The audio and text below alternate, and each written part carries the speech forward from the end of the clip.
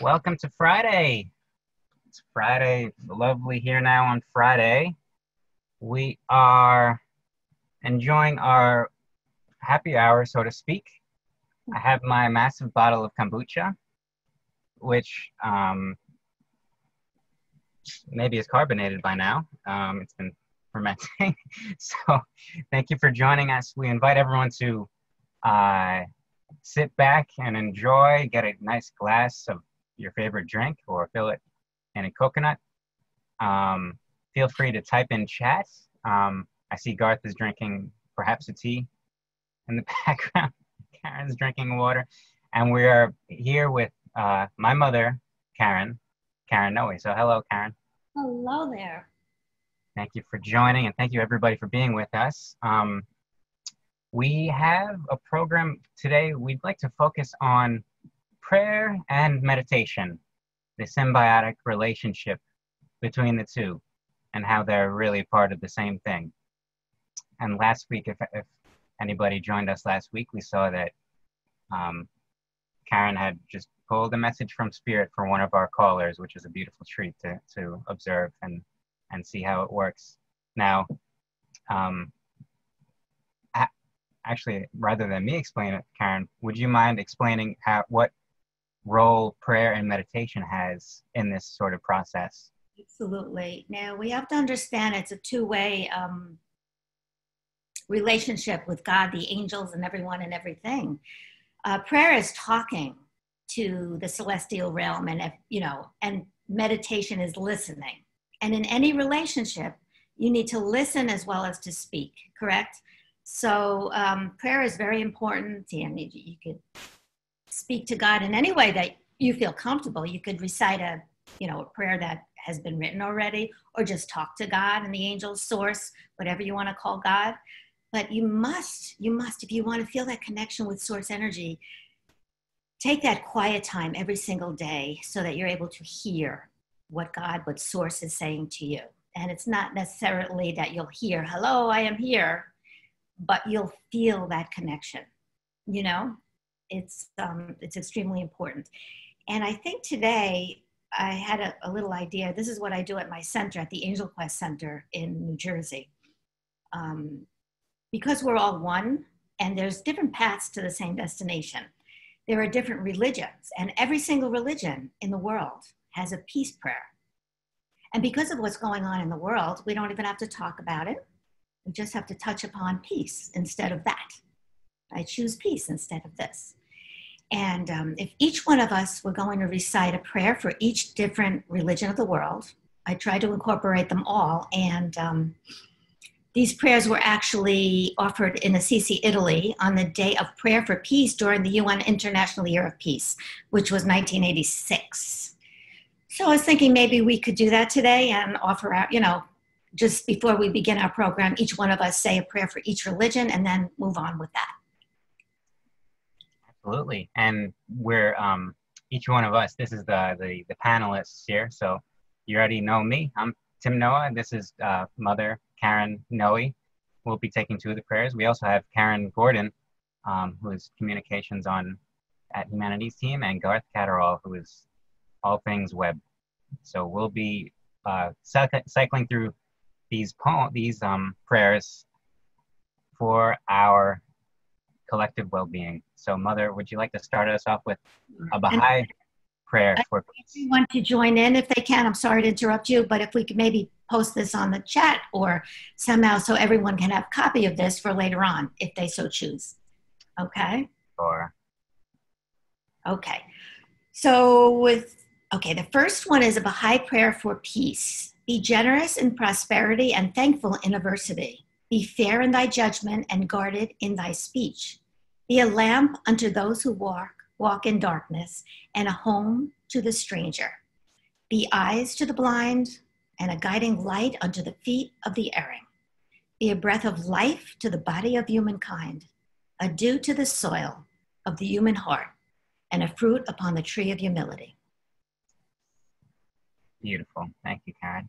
And Karen, would you like to read us a Buddhist prayer for peace, please? I would be happy to.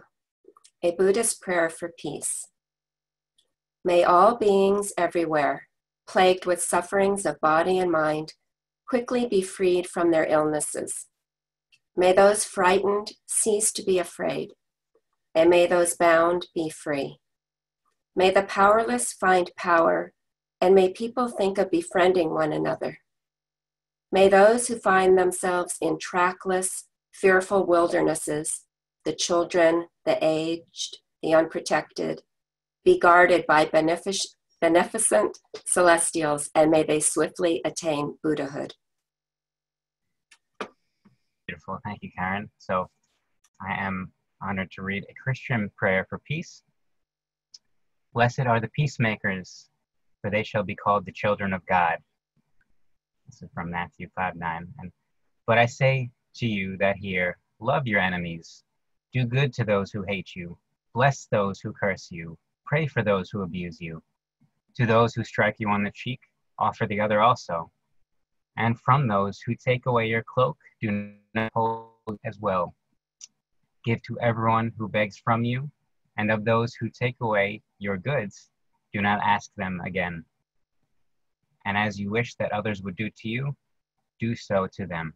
And that's from Luke 6:27-31. Garth, would you like to read us a Hindu prayer for peace, please? O God, lead us from the unreal to the real. O God, lead us from darkness to light. O God, lead us from death to immortality. Shanti, Shanti, Shanti unto all. O Lord God Almighty, may there be peace in celestial regions. May there be peace on earth. May the waters be appeasing. May herbs be wholesome, and may trees and plants bring peace to all. May all beneficial beings bring peace to us. May the Vedic law propagate peace all through the world. May all things be a source of peace to us. And may thy peace itself bestow peace on all, and may that peace come to me also. Thank you, Garth. Beautiful. So, Mother Karen, would you like to read us an Islamic prayer for peace? In the name of Allah, the Beneficent, the Merciful, praise be to the Lord of the universe who created us and made us into tribes and nations that we may know each other, not that we may despise each other. If the enemy incline toward peace, do thou also incline toward peace, and trust in God, for the Lord is one that hears and knows all things. And the servants of God most gracious are those who walk on the earth in humility. And when we address them, we say peace. Beautiful. Thank you. Karen, would you like to read us a Jain prayer for peace, please? Peace and universal love is the essence of the gospel preached by all the enlightened ones. The Lord has preached that equanimity is the Dharma. I forgive all creatures, and may all creatures forgive me. Unto all have I amity, and unto none enmity. Know that violence is the root cause of all miseries in the world. Violence, in fact, is the knot of bondage. Do not injure any living being. This is the eternal, perennial, and unalterable way of spiritual life. A weapon, however powerful it may be, can always be superseded by a superior one, but no weapon can be superior to nonviolence and love. Beautiful. Very timely. Yes. I'm honored to read a Jewish prayer for peace. Come, let us go to the mountain of the Lord, that we may walk the paths of the Most High, and we shall beat our swords into plowshares, and our spears into pruning hooks. Nation shall not lift up sword against nation, neither shall they learn war any more, and none shall be afraid, for the mouth of the Lord of hosts has spoken. And this must be from Isaiah something. Garth, would you like to read us a native African prayer for peace? Almighty God, the great thumb we cannot evade to tie any knot, the roaring thunder that splits mighty trees, the all-seeing Lord on high, who sees even the footprints of an antelope on a rock mass here on earth. You are the one who does not hesitate to respond to our call. You are the cornerstone of peace. Well, thank you. Mother Karen, you have a Native American prayer for peace. O great spirit of our ancestors, we raise the pipe to you, to your messengers, the four winds, and to Mother Earth who provides for your children. Give us the wisdom to teach our children to love, to respect, to be kind to each other so that they may grow with peace in mind. Let us learn to share all the good things that you provide for us on this earth. Well, that's beautiful. Karen, you have a Shinto prayer for peace. Although the people living across the ocean surrounding us, I believe, are all our brothers and sisters, why are there constant troubles in this world? Why do winds and waves rise in the ocean surrounding us? I only earnestly wish that the wind will soon puff away all the clouds which are hanging over the tops of the mountains. Well, thank you. I'm honored to read a Sikh prayer for peace. God judges us according to our deeds, not the coat that we wear. Truth is above everything, but higher still is truthful living. Know that we attain God when we love, and only that victory endures in consequence of which no one is defeated. And one more, we have a Zoroastrian prayer for peace, Garth. We pray to God to eradicate all the misery in the world, that understanding triumph over ignorance, that generosity triumph over contempt, and that truth triumph over falsehood. Beautiful. Thank you, Garth. And thank you, everybody, for reading. You know, I'd like to throw in, add maybe just a scientific prayer for peace. Sure, absolutely. This is just on the spot, but the sentiment is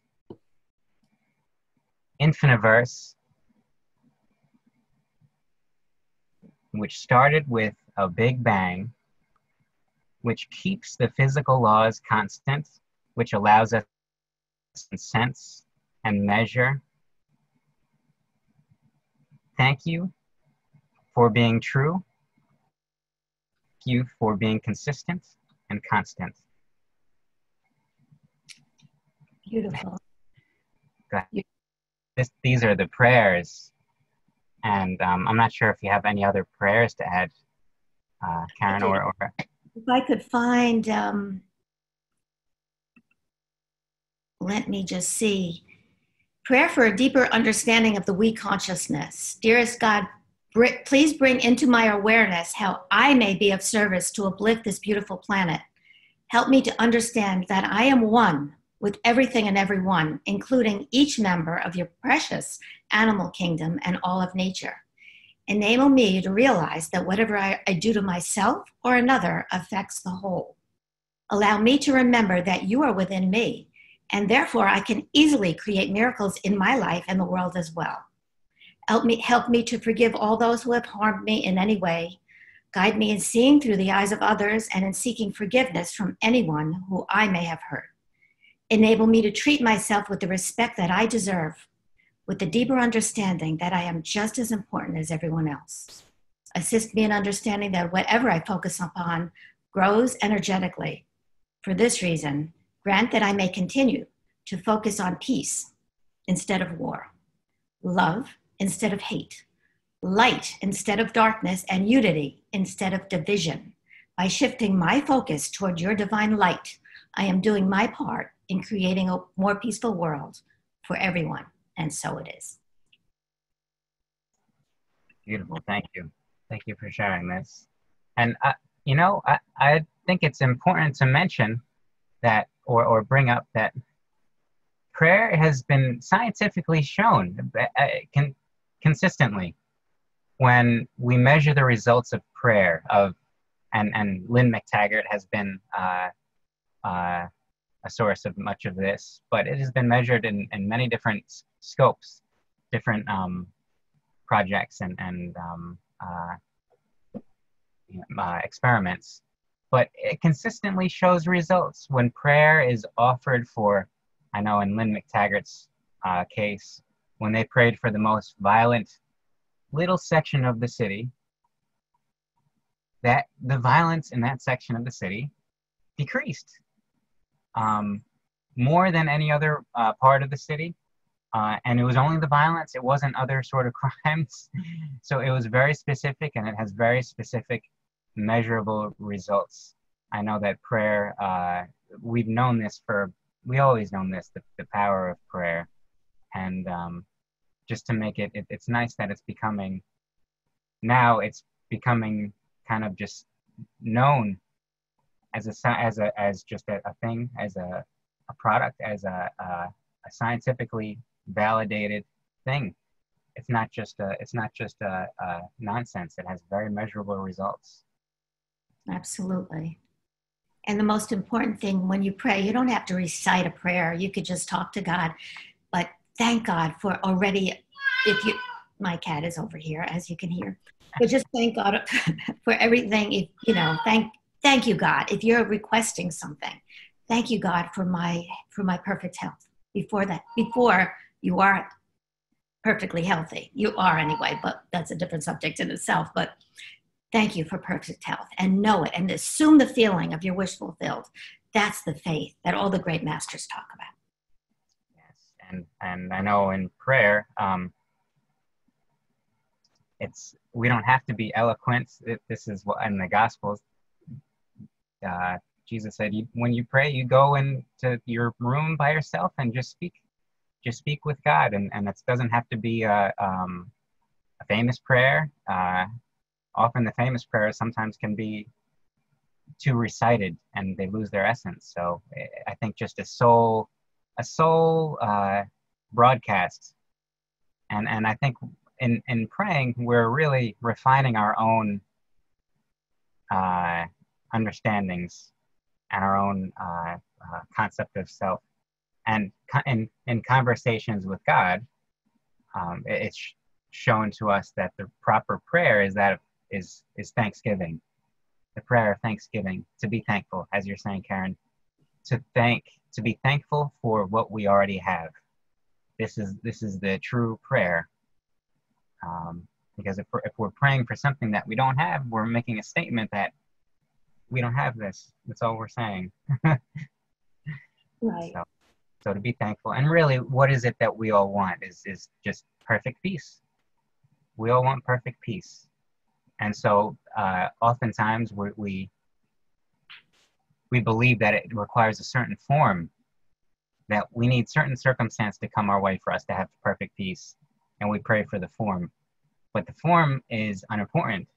When we pray for perfect peace, perfect joy, perfect truth, we know that we already have it, and we already have this. So when we pray for it, things can become much simpler. Things are much simpler because the complications that we thought needed to come for us to have perfect peace melt away, and we're just given what our soul is requesting. Beautiful. It's true. So we have a chat from Alton saying, your cat is offering a prayer on behalf of the animal kingdom. This is Puff. So thank you, Puff. Puff is a 21-year-old cat, and she loves her food. So Mother, would you like to talk more about prayer, or should we think we should Well,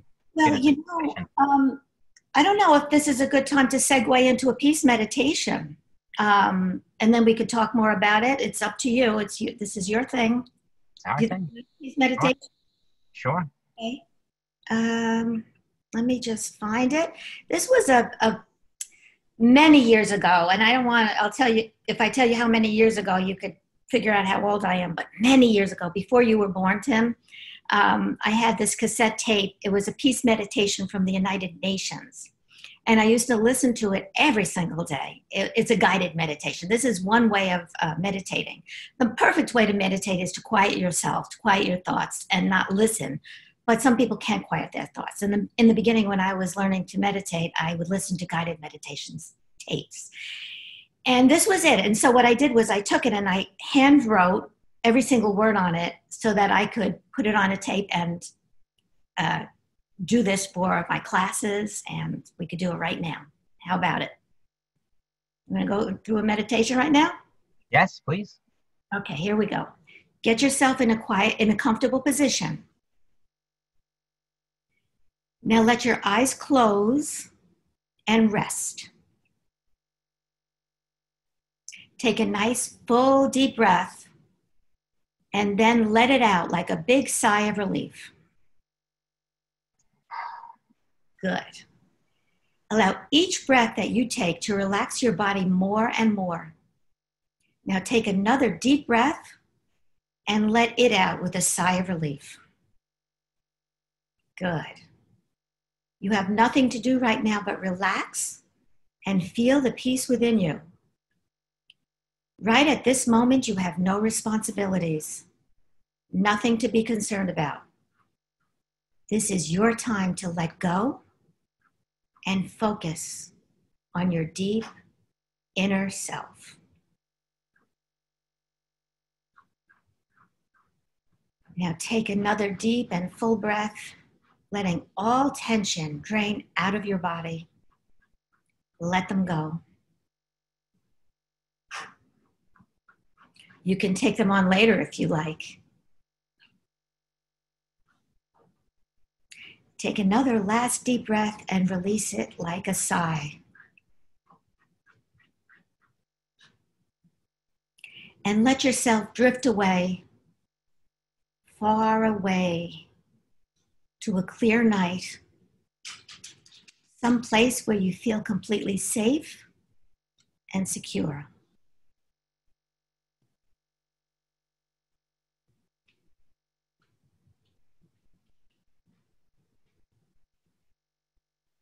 Just think about and feel your place, and you are there.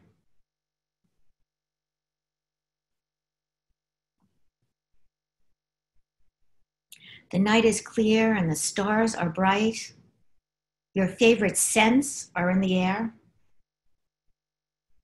And here you are at peace. Here everything is all right.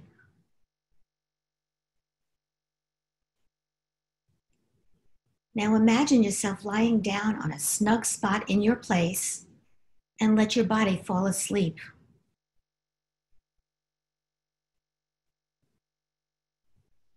A deep, restful sleep. And as your body falls asleep, feel yourself floating up and out of your body.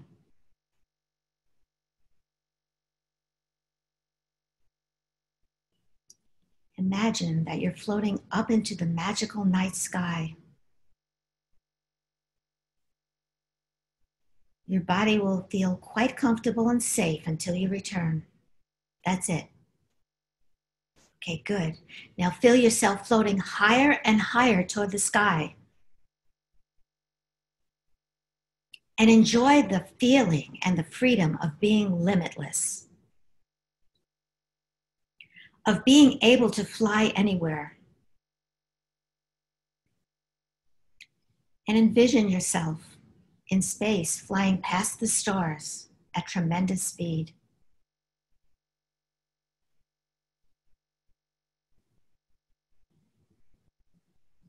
Slow down now for a moment and come to a stop. And let yourself be at rest.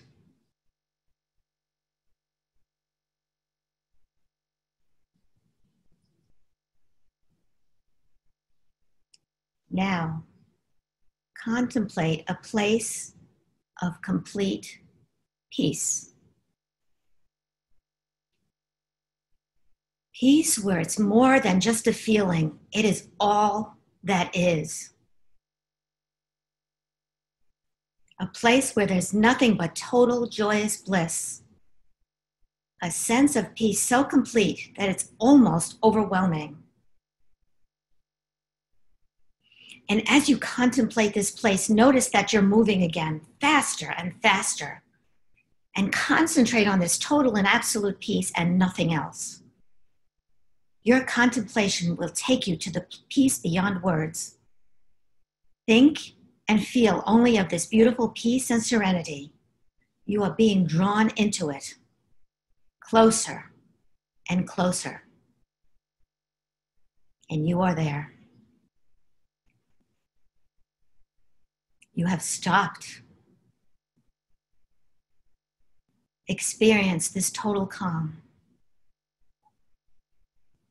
You are at rest. Feel this peace, this absolute stillness. Feel the peace, the warmth. And now, let yourself dissolve into this tranquility. Trust and let yourself dissipate into this peace until there is not you and peace, but just peace.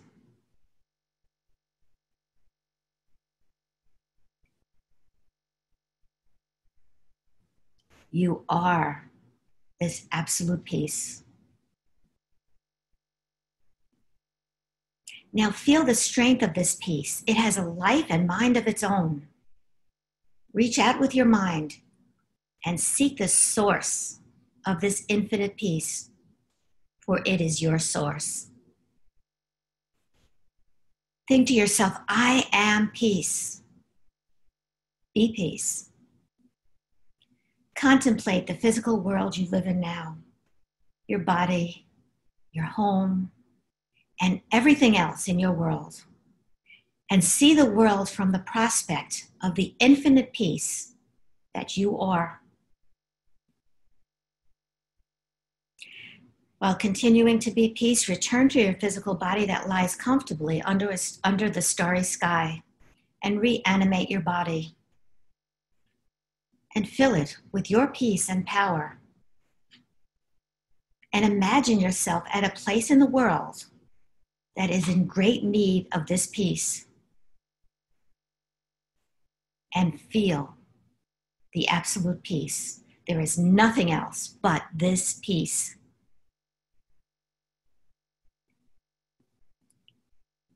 Feel it fill your physical body and then radiate it out from you to every atom and molecule in your world, to every mind and to every heart. And see the faces of all those in your scene become serene and understanding. And see your peace reflected in all you behold. Expect it. Know it. The world that you perceive is your world. It reflects the beliefs and expectations that you carry within you. It also reflects the infinite joy, peace, power, and love of the source of all of life. To see peace in your world, you must first feel the peace within yourself. You must expect to see peace. You must acknowledge and be the infinite peace that you are. And then you must live that identity in your physical existence. And if at any time you feel that you've lost that peace, all you need to do is to quiet yourself and contemplate that place of infinite peace and comfort. Take a nice deep breath and let it out like a sigh. And you will again feel and be at peace. Expect it. Know it. And when you're ready, you may open your eyes, feeling the infinite peace that you are. Beautiful. Thank you for sharing. You know, oh, now I have a screaming cat. I think it's important to note here, and this is a beautiful, just sets us in such a peaceful state, that peace is a state of being that's here. And just as we've meditated to acknowledge it or to allow it to be, it's always here. And so it's not that peace, it's not that world peace will come when such and such, and when these external circumstances, world peace is here now. And it's a choice. We can think of it as a choice. It's a choice of allowing it to be. So this meditation like this is a great tool for keeping us honest in this peace. So thank you, Mother. You're very welcome. So let's see, we have a couple of hands raised, and we just have a couple of chats that are acknowledging gratitude for us all.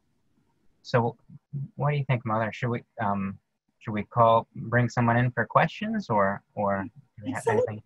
Okay. So we have a Maureen. Let's see what Maureen has to say. And while Maureen is getting here, do you have any thoughts of or how? I think we've already talked about how meditation can allow us to connect with maybe deceased loved ones or angels. And so how is this used, Karen, with prayer? How do you use the two in conjunction? Do you pray and then meditate? I do both every single day. And in order to connect with the deceased loved ones, I need to meditate before that process, because I have to be more on par with the energy of who they are, of who God is, of source energy. And I have to raise my vibration more on par with that energy, or else I won't be able to feel or hear what they're saying. And oftentimes my prayer is, how may I serve? How may I serve? And then I listen. And then I know, and I feel guided what to do on how to serve. So let's see here. So we have a Paul. Let's bring on a Paul. And feel free to chime in, Karen, if you have anything to say. Okay. So we have a Paul Klein. Yes, hello. Paul. Yes, we can hear you. How are you? Excellent. How are you? Do you have here is Paul. Hey, see you too, Paul. A couple of minutes to figure out how to do this. That was beautiful. I meditate every day. I do breathing exercises and to quiet the mind. But I don't always get the answers, and that's kind of I don't pray, but I do meditate. Actually, I woke up this morning and meditated for like an hour. And the second thing is, so I have a question about, what you suggest. And also, I know I spoke about this, but you had mentioned that to put on a card to ask a loved one or a pet to come to you in your dreams, and then, please wake me up so I know it's you. I did that, and a couple of things have happened. I don't know if it's coincidental. Every time I do that, I see the same similar bug on my window. And then the next thing is nothing happened. I was a little disappointed, and then my TV went on, and then I said that a couple of times. I said, that's just coincidence. And then I said, well, if my TV goes off, then I'll believe it's my dog. And like 5 minutes later, my TV went off. So I think, is that technical difficulty? So I guess two questions. And your suggestions about meditation with the prayer, and is that just coincidental? Okay, first let me answer the question. That was without a doubt sign from your dog. So that's awesome. The more you pay attention to the signs they give you, the more you will receive them. But the best thing to do is to let them do what they want to. Like, in other words, you said, turn the TV on, and it went on, but that doesn't always happen. You just say, give me a without a doubt sign, and then you have to be patient and wait, and the sign will come when you least expect it. And it may be anything, and maybe the the lights go on and off, or, a car cuts you off with the license plate of their name, with their name or something like that. You might smell them. But to be patient and wait. As for the meditation question, you were saying that you meditate and you don't receive the answers, but that is key. This is key. You're not meditating with the purpose of receiving answers during the time of meditation, because then it wouldn't be meditation. Meditation is quieting your thoughts, so you're plugging into source energy. So you're letting go of your thoughts, your ego. So you're plugging into source, to the highest level that you really are, right? So the answers will come later on in the day. I meditate every day before appointments. I go in there early. I go in an hour early and I meditate. Nothing. I don't want to hear any messages during that time. That purpose is just to quiet my thoughts so I could connect later on. It's like putting gas in your car. so that you could buy later on, right? So it's like I'm receiving this information, I'm getting source energy within me so that later on I could be more on par with source energy, the energy that be more on par with the energy that source is, so that I could tap into what they're saying. Does that make sense? Same thing with your answers that you're asking. You're asking for answers. Absolutely. So meditate and then later on. Well, obviously there's a gift. Is this a gift that you have, Karen, or is this something that you've developed? Did you always have that sense when you were younger? And obviously your son seems to be very, very spiritual as well. So for me, I got a lot of questions here. Well, the thing is, I am not special. Every single one of you who are listening can tap into this energy too. And that's my purpose, is to teach people how to do what I do. You know, I like doing it for you. But I was just talking to Tim Ford. My purpose is to teach people how to do this.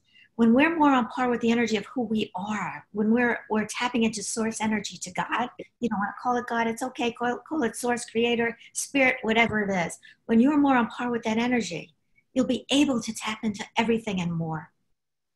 That's all I'm offering information. And one of the biggest things we could do is forgive. You know, that's one of the biggest things my clients and my, people come to see me, what can I do? And they're angry. So it's kind of, I always say, it's not the snake bite that kills you, it's the venom that's left behind. That's actually hurting us. So you can do this. I promise you can. You're receiving messages from your dog, right? You are doing this. I want to thank you so much. And that's very difficult to forgive. I always work on that. And I don't want to take up too much of your time. There was also a phone call that I kept on calling people to help a friend of mine's mom out. And I spoke to some lady on the phone, and her name was Kimmy. This was about 2 weeks ago, and that was the name of my dog. So I was like, wow, is that another coincidence? Yeah. It's quite interesting because I'm very much a realist, but this is just fascinating. And it's very hard to forgive, and I don't want to bore you with the story, and I won't get into it. But the Buddha had somebody come to his ashram, and he said, just get along with everybody. That's the only thing I asked. So when he came back, he said, things are great. I'm getting along. I'm doing all the meditation. I'm getting along with everybody except for 2 people. So the Buddha said, I'm going to make it easier for you. All you need to do is get along with these 2 people. And I said, oh my God. I said, that's very hard. Easier said than done. It's easier said than done, but it's well worth your effort. I think, Tim, you would have a great, what does the Course in Miracles say about forgiveness? Well, what I would say about this is that it's actually hard not to forgive. This is what's hard. It's hard not to forgive because this is the grudge, this is the venom that we're holding. So it's difficult. We make it seem like it's difficult to forgive, but really it's the easiest thing because all this weight is lifted from us. We're holding on to this thing from the past, and we're holding on to it, and it's like a snowball. We're adding existence to it. And so it's kind of like we don't want to get rid of this snowball that we've made, but it's not true. It's judgments that we've made. So the difficult thing is to keep on carrying this thing, this weight with us, this condemnation or guilt or judgment. This is what's difficult. And I understand that it's not typically thought of as in this way. But when we think of it in this way, then we allow ourselves to forgive. Because if we're setting ourselves up from the beginning that forgiveness is difficult, we're not going to forgive. We've already made the choice. We're saying it's not worth my time, it's difficult. But if we reframe in our mind to say, well, it's actually difficult not to forgive because it kind of hurts and it's painful and it carries around a feeling that I don't like, maybe this is the difficult thing. This is all it takes to at least start the path toward forgiveness. So I really would. Spirit forgives, and this is who we are. So I think sometimes if we just reframe it subtly, that's fantastic. And obviously you've been doing this for a long time. And I don't know if you got this spirituality through your mom and through your family. I guess your uncle, your mom mentioned. Himself. Or, oh God, of course, but we're all family here. But I do have a pretty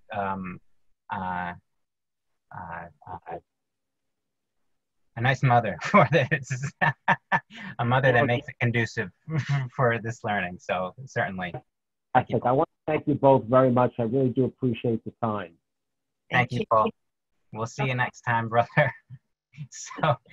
So let's see. We have Agnes that we have. Maybe we have a couple more, and we actually have another extended family member, Nancy, will at the end of this will be leading us through a mantra meditation. So be sure to stay around and join us in here. Just pushing a few buttons here. Let's see. We have an Agnes. Agnes, you have to unmute. Oh, shit. Agnes, you have to unmute yourself. There we go. Can you hear us? Yes. Hey, Agnes, do you have a question for Karen? Thank you so much. What a beautiful collaboration. Love all the prayers. If anybody wants to email them, I'd be happy to say those on a daily basis. They were beautiful. Good call. Okay. Yeah. Okay. You have my email, right, Tim?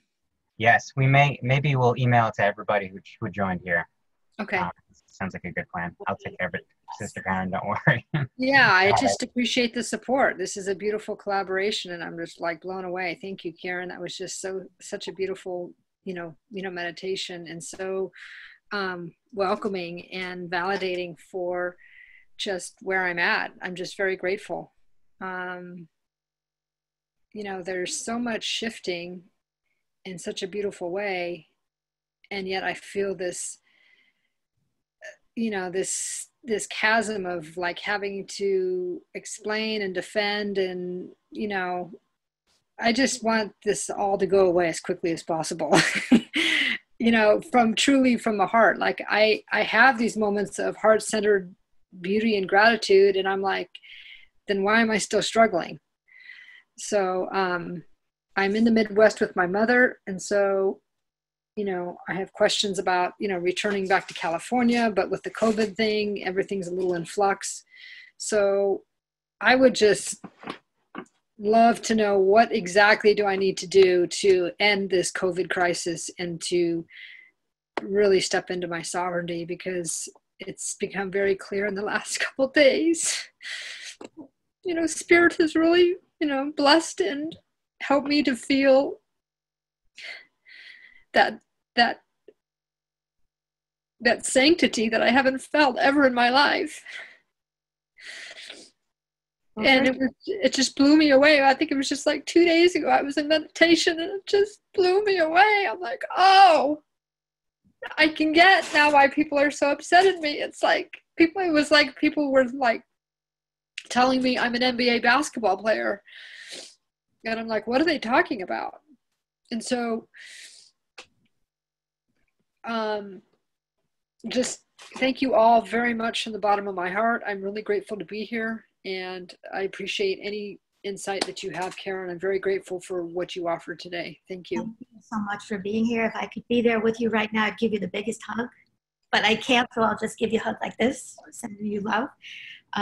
Actually, Tim and I were talking about patience today from A Course in Miracles, and I think that might be a good way to go about this, Tim. And you're the Course in Miracles expert. So, about patience, something we were talking about. What we were discussing, the quote that we were discussing was, only infinite patience has immediate results. Think about that. Say it slowly. Only infinite patience has immediate results. And so what does this mean? It's not patience that's bound to a particular outcome, not patience awaiting a certain circumstance, not waiting for something to end. It's the patience that's eternal. So the patience of just being here. And we can think of the patience of God, because God allows us to believe whatever we want to believe. Our source, divine, the source of all, allows us to believe that there is no source of all, allows us to believe things that are mistaken or false, and doesn't force us into getting rid of them. It's in our best interest to just trust, to be in truth. But we are made in the image of this infinite patience. And so when we tap into infinite patience, we're tapped into the eternal, and we recognize that there is nothing that we need to happen, because we are patient. We have this sense, we have a knowingness that who we are is guaranteed, and we are here, we are now, we are perfect spirit, and we don't need any circumstance to validate this. We don't need any circumstance to make this any greater or less than what it is, because it is right now fully. And so in this infinite patience, everything melts away. Because really, what is it that we want? We don't necessarily want a particular circumstance. We want to experience the peace, the joy, the truth that we believe a circumstance would bring us. So it's not the circumstance, it's the peace. We don't need this intermediate step of circumstance. Let's just, and this is where the prayer of thanksgiving comes, is to thank you for this peace, because the peace is here. And then this is infinite patience, and this thing that we've wanted to come, all of a sudden we just don't even, it's not even necessary. And this is when it happens. And this is when it comes. This is when it's brought to us. So Perfectly said. Of course, miracles. So thank you for joining, Agnes, and for always continuing to share your sunshine.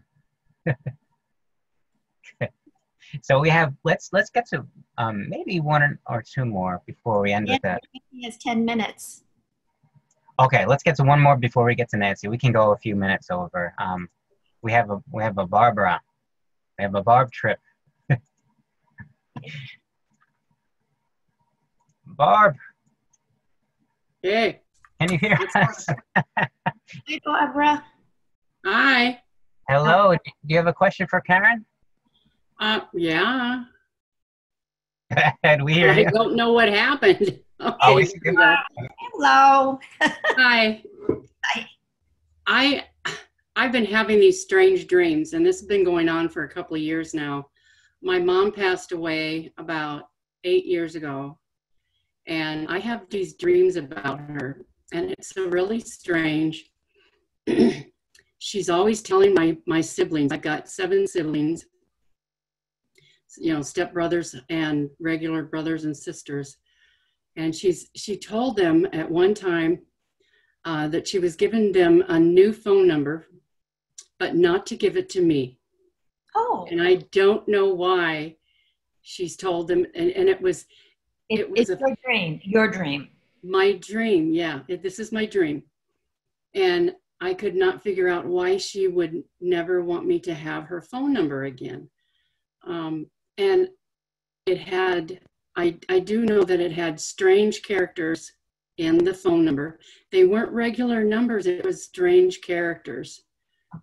And I still can't figure out what they were, but I can, and I'm, every time I have the dream, I'm either going to my brothers or my sisters asking them, you know, can you please give me, I need to get a hold of mom. Now my mom passed away, and I keep asking them, I need to get a hold of my mom. I need to get a hold of mom.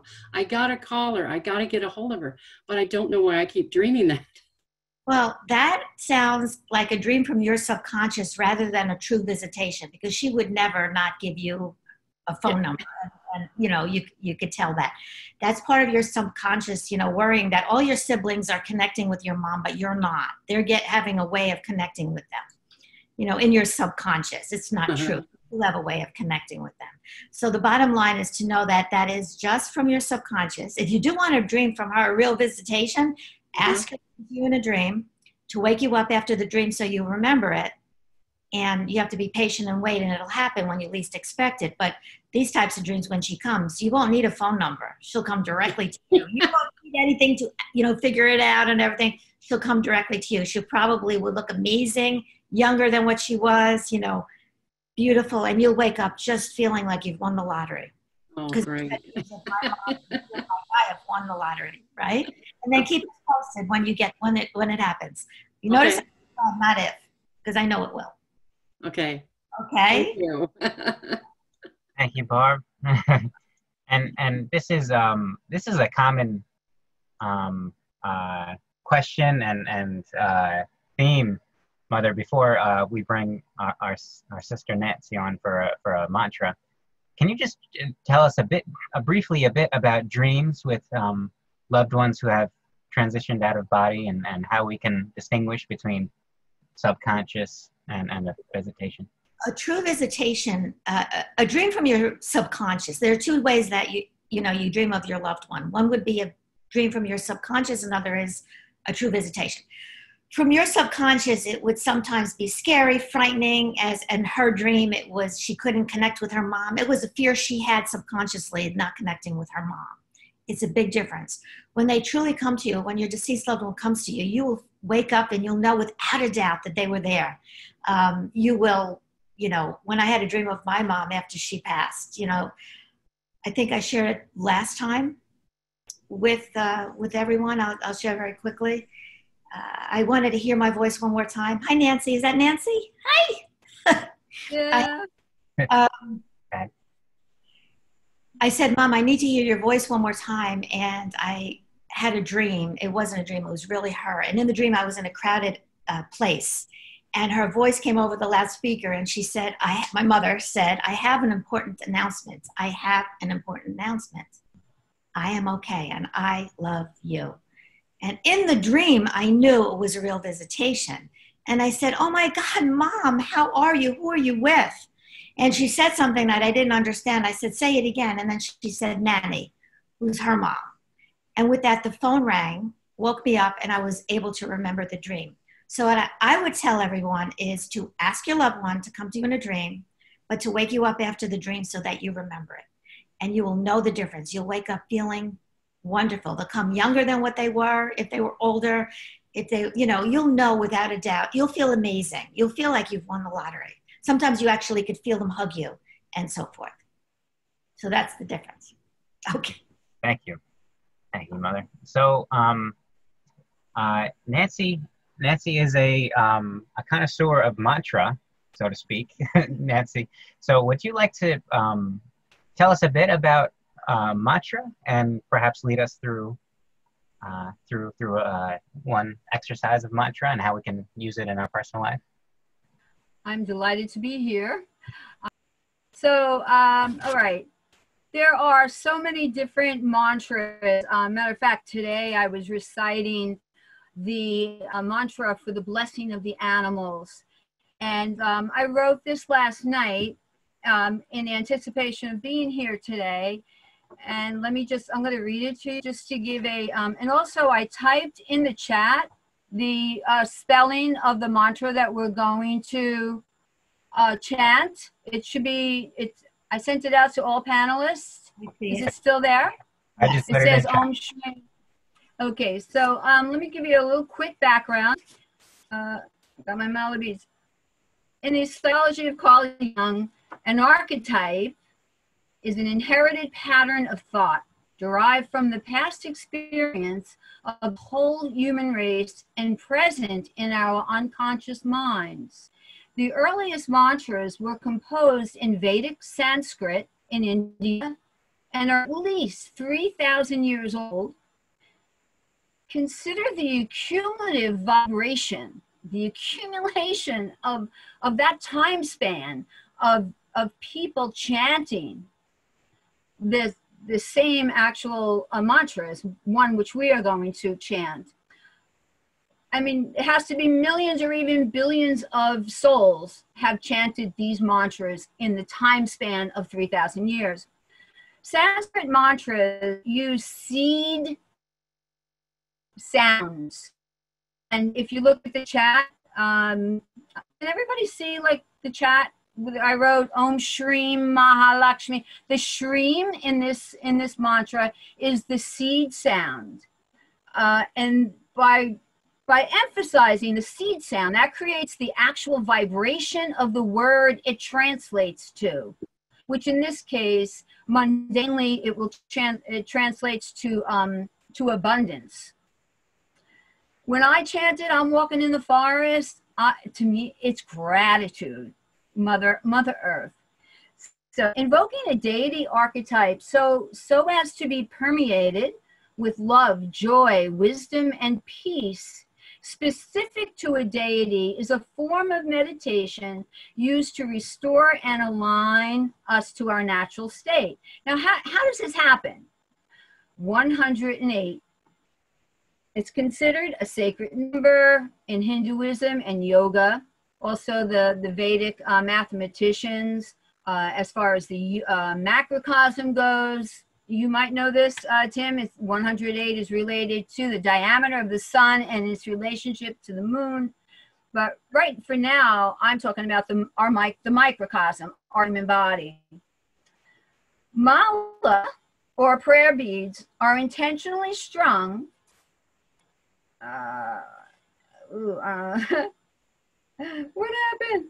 Oh, now my print just screwed up here, but anyway, they're intentionally strung with 108 beads.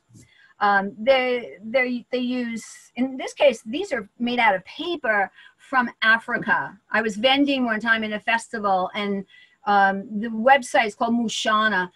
These are women and children in Africa make these out of paper, and they're dyed. They're beautiful.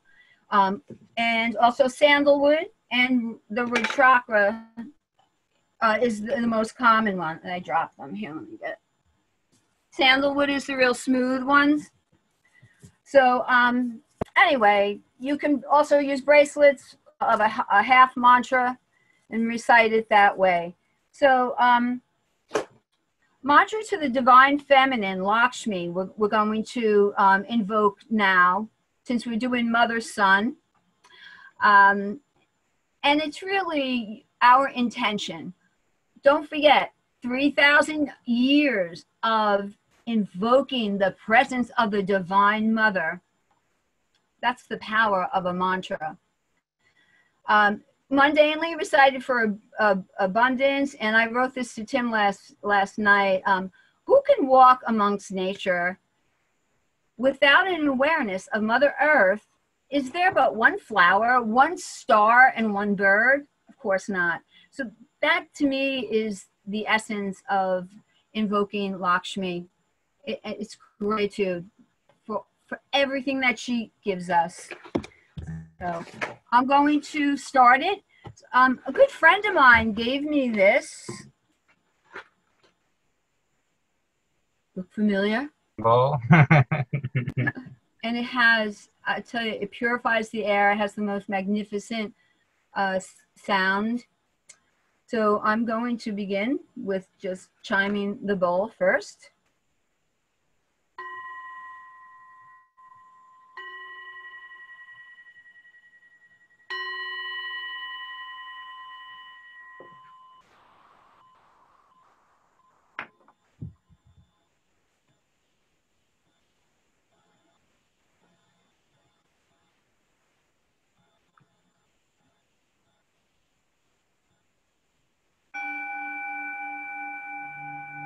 We have music.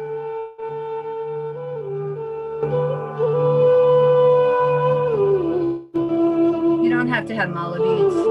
We are going to be doing it 108 times.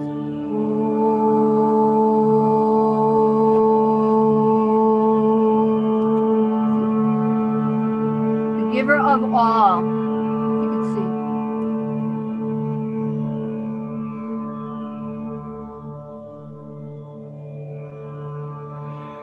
Om Shri Mahalakshmi Namaha. Om Shri Mahalakshmi Namaha. Om Shri Mahalakshmi Namaha. Om Shri Mahalakshmi Namaha. Om Shri Mahalakshmi Namaha. Om Shri Mahalakshmi Namaha. Om Shri Mahalakshmi Namaha. Om Shri Mahalakshmi Namaha. Om Shri Mahalakshmi Namaha. Can everybody join in? Om Shri Mahalakshmi Namaha. Om Shri Mahalakshmi Namaha.